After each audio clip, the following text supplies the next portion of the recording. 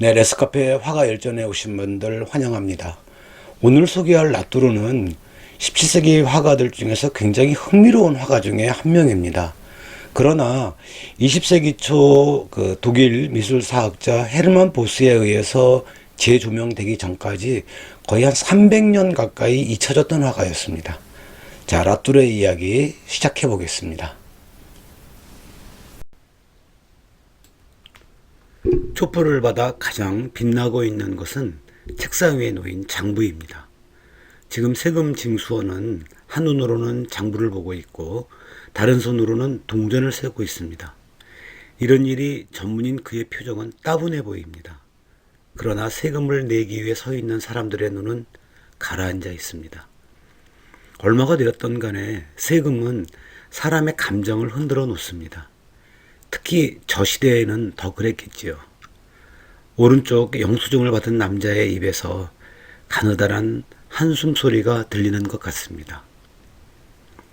라뚜르는 프랑스 로렌 지방의 낭시에서 30km 정도 떨어진 빅수르 세이유라는 곳에서 태어났습니다. 할아버지는 석공이었지만 아버지는 빵 굽는 사람이었고 라뚜르는 7명의 아이 중 둘째였습니다. 외할아버지가 빵 굽는 일을 했는데 라뚜르의 아버지가 장인의 직업을 따른 것을 보면 석공일보다는 빵집 일의 수입이 더 좋았기 때문이었겠죠. 라뚜르의 성장 환경은 풍요로웠다고 합니다. 저도 예전에 빵집 아들이 소원이었던 적이 있었습니다.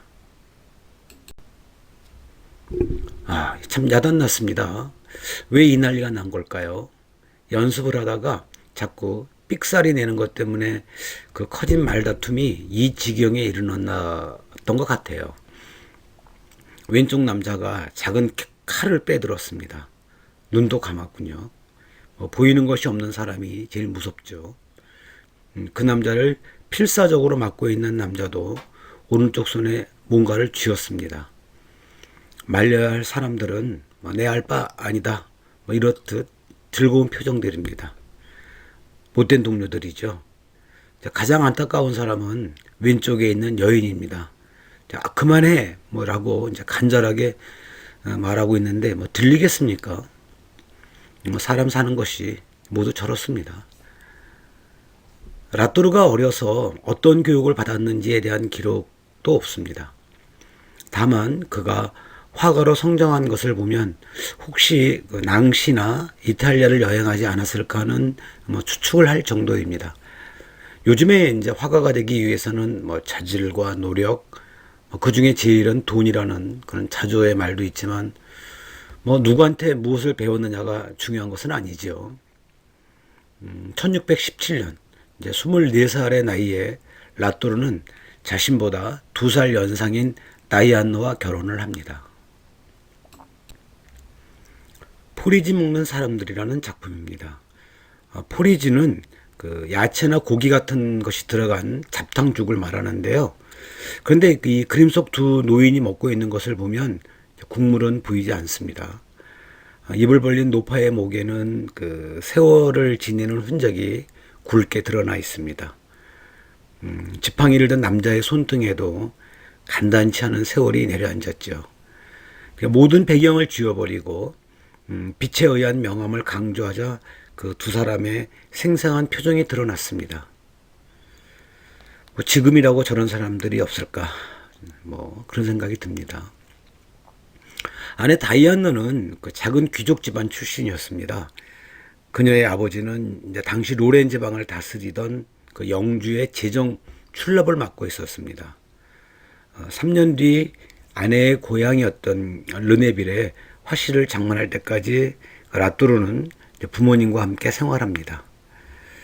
르네빌로 분가하기 전 라뚜르는 이제 첫째 아이를 낳게 됩니다. 눈먼 허디거디 연주가라는 작품입니다.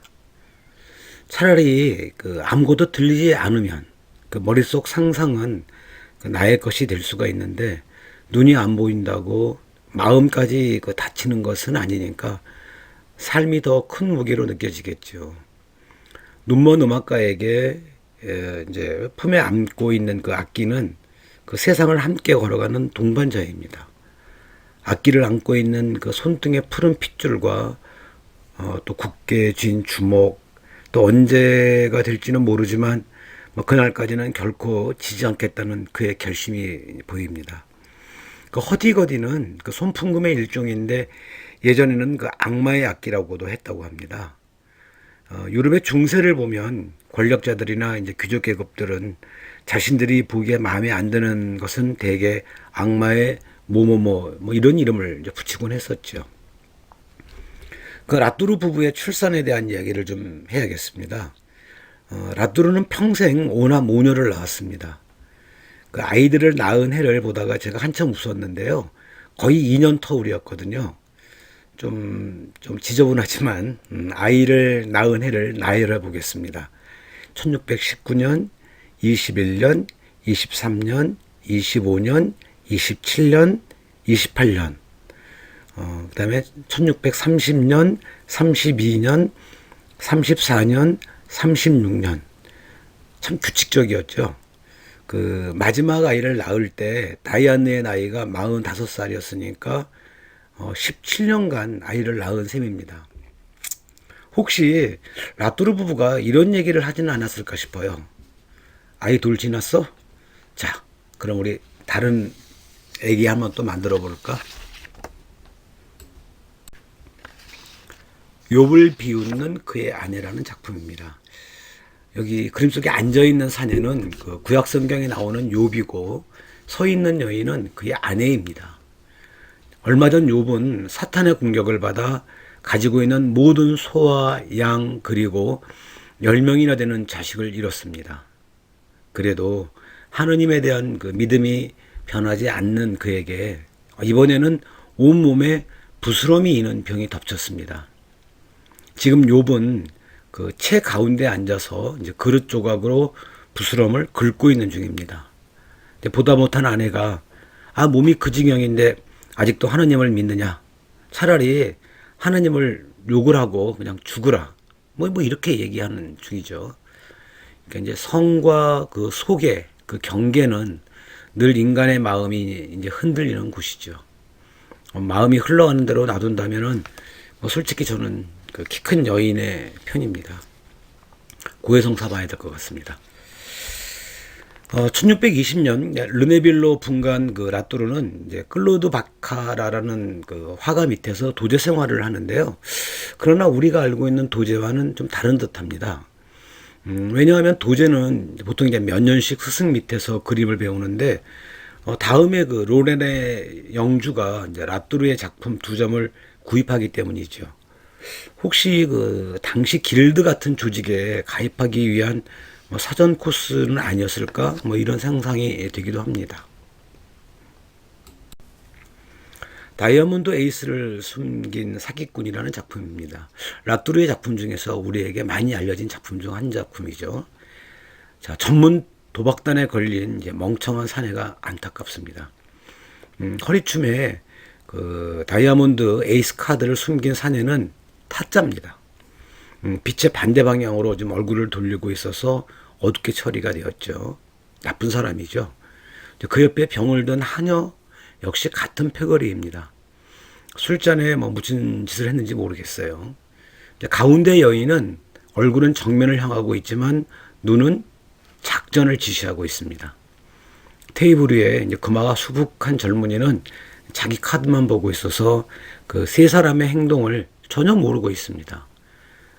착해서 손해보는 것이 아니라 도박을 해서 손해보는 것이라는 것을 이 젊은이는 언제쯤 깨닫게 될까요? 라뚜르의 아내가 가운데 그 여인의 모델이었다고 합니다. 아무리 그림이라고 그래도 그 도박하는 모습에다가 아내를 모델로 세웠습니다. 1624년 로렌의 영주는 작품 한 점을 더 구입하고 이제 교회 장식 업무도 그에게 맡깁니다. 그런데 이제 그를 후원하던 영주가 죽고 말았습니다. 로렌은 작치 영토였고 또 풍부한 그 자원을 가지고 있었기 때문에 그 주인이 비어 있는 지역을 그 유럽의 지구들이 가만두지 않았죠. 이제 결국 로렌을 차지하기 위한 전쟁이 일어났고 최후의 승자는 프랑스였습니다. 라뚜르가 프랑스 화가로 이제 기록되는 순간이죠. 점쟁이라는 작품입니다.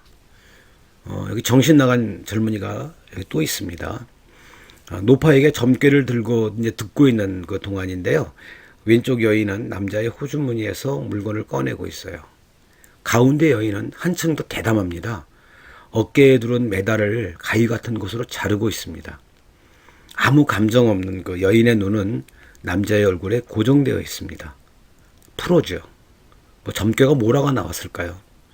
자, 오늘 손재수가 있어. 특히 여자들을 조심해야 돼. 뭐 그런 거 아닐까요? 젊은이들은 바보로, 또 여인들은 사기꾼이나 소매치기로 그 묘사한 라뚜르의 말을 좀 들어보고 싶습니다. 그 전쟁은 라뚜르의 집안도 비켜가지는 않았습니다. 라뚜르 아내의 언니 남편, 그러니까 동서죠. 그 동서가 전쟁 중에 이제 사망하는 바람에 라뚜르는 동서의 아이 2명의 후원자가 됩니다. 참 많은 아이들을 이제 돌보게 된 것이죠.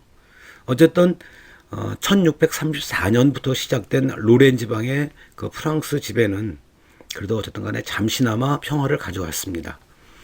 라뚜르가 어떻게 그 처신을 했는지 알 수 없지만 그 당시 서류에는 귀족 조르주 라뚜르라고 되어 있으니까 아마 뭐 새로운 지배 세력에 잘 적응했던 모양입니다. 벼룩 잡는 여인이라는 작품입니다. 고요하게 이제 촛불이 켜 있는 장면에는 뭐 깊은 사색 또 독서하는 장면이 어울릴 것 같은데 벼룩을 잡는 모습이라니요. 벼룩 잡기에 열심인 여인은 그 앞숲이 모두 열린 것도 모르는 모양입니다. 제가 그림을 보고 낄낄거리고 있었더니 제 아내가 힐끗 그림을 보고 한마디 합니다. 저 여자 아기 가졌네. 저는 벼룩 잡는 것만 보았는데 아내는 여인의 그 뱃속 아기를 본 모양입니다. 그러니까 이게 관심이 다르면 보는 것도 다르죠. 1636년부터 라뚜르도 견습생을 이제 두게 됩니다. 화가로서 확고한 지위를 얻게 되는 것이죠. 그러나 그의 아주 심각하게 로렌 지방에 영향을 준 역병이 그 라뚜르가 살고 있는 르네빌에도 닥쳐들었습니다. 이 일로 라뚜르의 조카가 죽는 일까지 일어납니다. 2년 뒤 르네빌은 거대한 화염에 휩싸이게 됩니다. 아마 그 역병에 대한 소독의 의미가 있지 않을까 싶어요. 집과 라뚜르의 화실 그리고 수많은 그림이 불에 탔습니다. 이제 가족 모두는 그 낭시에 있는 그 피난처로 자리를 옮긴 뒤였지요. 성 요셉의 꿈입니다. 예수의 아버지 성 요셉입니다. 약혼을 한 마리아가 그 잉태한 사실을 알고 조용히 파혼을 결심하지요.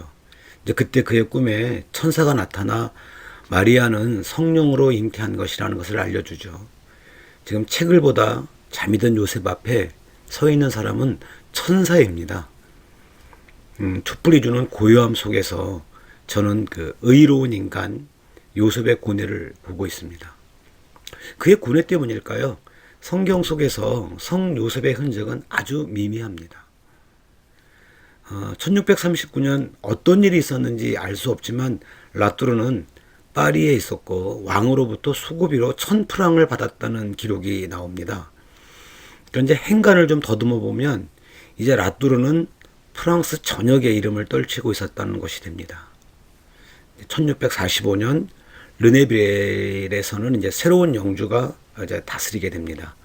예수를 사랑했던 영주는 르네빌에 도착하자마자 라뚜르하고 이제 좋은 관계를 맺게 되죠. 그리고 작품을 많이 구입하는 이제 든든한 후원자가 됩니다. 지역의 부유한 사람들이 이제 중요한 고객이 되면서 라뚜르는 부유한 생활을 누리게 됩니다. 목공소의 예수입니다. 라뚜르의 작품 중에서 저는 이 작품이 제일 좋습니다. 그림 속에는 어린 예수와 아버지 성 요셉이 묘사되어 있습니다. 그러나 우리 일상에서 볼 수 있는 그 나이든 아버지를 위해 촛불을 들고 있는 그 천사 같은 아이의 모습이 늘 먼저 다가옵니다. 일을 하다가 어린 아들을 바라보는 아버지의 눈길, 그런 아버지를 바라보는 아들의 표정에는 세상의 모든 평화와 사랑이 녹아 있습니다. 거기에 촛불이 주는 고요함까지 더해졌죠. 뭐가 더 필요하죠? 잠시 라뚜르의 작품에 대한 뭐 이런저런 얘기를 좀 해볼까 합니다. 그의 작품 장르는 이제 크게 종교화 그리고 풍속화로 이제 나눌 수 있습니다. 종교화의 경우 이제 성경 속 이야기를 옮긴 것이 이제 주를 이루고 있는데요. 한 주제에 대해서 여러 번 제작을 한 특징이 있습니다. 이제 음악으로 말하면 변주곡이 많은 것이죠. 또 그의 작품은 까라바조의 화풍을 따랐습니다.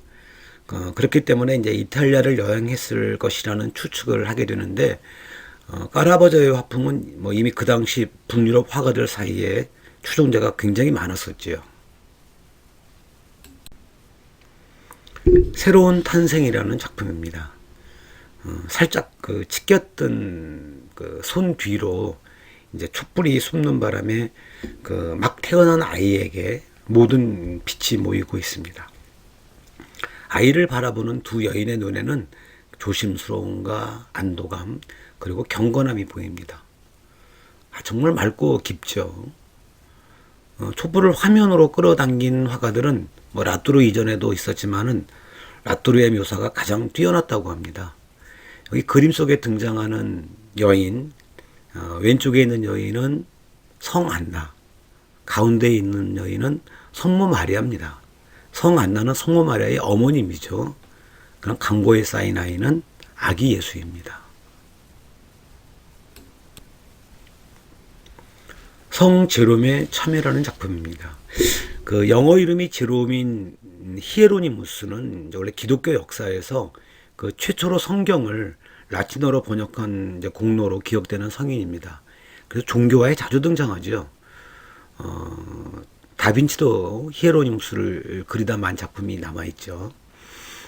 평생을 성경 번역에 이제 몸을 바친 히에로니무스, 이제 제롬은 동굴에서 책을 쓰고 있는 모습으로 많이 묘사가 되죠. 특히 발에 박힌 가시를 뽑아준 인연으로 항상 그의 옆에 그를 지켰던 사자와 함께 이제 등장하는데, 이 작품에는 사자가 이제 보이질 않습니다. 까라바조도 아니고 렘브란트도 아닌 라뚜르만의 이제 빛을 주무른 솜씨가 잘 드러나 있지요.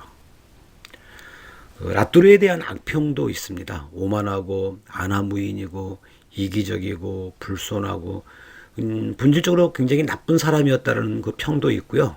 또 악덕지주였다는 말도 있습니다. 믿을 수도 또 안 믿을 수도 없는 이런 평가로 인해서 예술가는 다 선하다 그런 심성을 가지고 있다라는 제 생각도 좀 잠시 되돌아보게 됩니다. 타오르는 불꽃을 바라보는 막달레나 마리아입니다. 성경에 등장하는 막달레나 마리아는 아주 독특한 여인입니다. 예수께서 처형을 당할 때 이제 그 자리에 있었던 여인 중 한 명이고, 또 예수님의 부활을 가장 먼저 알고 소식을 전한 또 사람이기도 하죠. 그런 한편에서는 또 몸을 파는 여인으로 등장하기도 합니다. 남성 중심의 종교 권력이 그녀에 대한 기록을 비틀었다라는 주장이 있는데요. 저도 의심이 많이 가는 부분입니다. 라뚜르의 아들 중 둘째 아들이 아버지의 제자가 됩니다. 아버지의 영향을 받은 아들의 작품도 아버지의 것과 구별이 힘들 정도로 닮았다고 하는데, 라뚜르가 세상을 떠난 후 1660년 아들은 지역의 장교가 되면서 화가라는 직업을 던져버립니다. 어떻게 봐야 할까요? 그림보다 칼이 더 매력적이다? 이렇게 봐야 될까요? 참회하는 막달레나 마리아입니다. 막달레나 마리아의 참회는 여러 화가들의 주제였습니다. 특히 이제 무릎에 해골을 올려놓고 있는 묘사가 많은데, 늘 죽음을 기억하라. 그러니까 메멘토 모리에 대한 어떤 상징이죠. 죽음을 늘 머리에 담고 있으면 순간순간을 헛되게 보낼 수는 없겠죠. 1652년 1월 15일 이제 아내 다이아나가 61살의 나이로 세상을 떠납니다. 그리고 아내의 죽음 때문에 극도로 괴로워하던 라뚜르는 보름 뒤인 1월 30일 59살을 일기로 세상을 떠납니다. 보름의 시차는 있지만은 뭐 이 정도라면은 뭐 세상이 뭐라고 해도 둘의 사랑은 또 다른 세상에서도 계속 되었을 것 같습니다. 그럼 착한 사람 아닌가요? 네, 라뚜르의 이야기가 끝이 났습니다. 어떻게 보셨는지 궁금합니다. 이 극단적인 명암을 대비해서 그 주제를 강조하는 기법을 테네브리즘이라고 하거든요. 이 테네브리즘의 대장은 까라바조입니다. 그러니까 라뚜르도 그 까라바조의 기법을 가져왔지요. 그런데 이제 그 까라바조의 그 작품이 마치 헐리우드의 블록버스터 같은 느낌이라면은 라뚜르의 작품은 아주 프랑스의 무슨 예술 영화 같은 아주 그런 소박한 느낌이 들기도 합니다. 물론 제 느낌입니다. 라뚜르 이야기 같이 해주셔서 감사합니다. 내용이 마음에 드셨다면 구독, 좋아요 눌러주세요.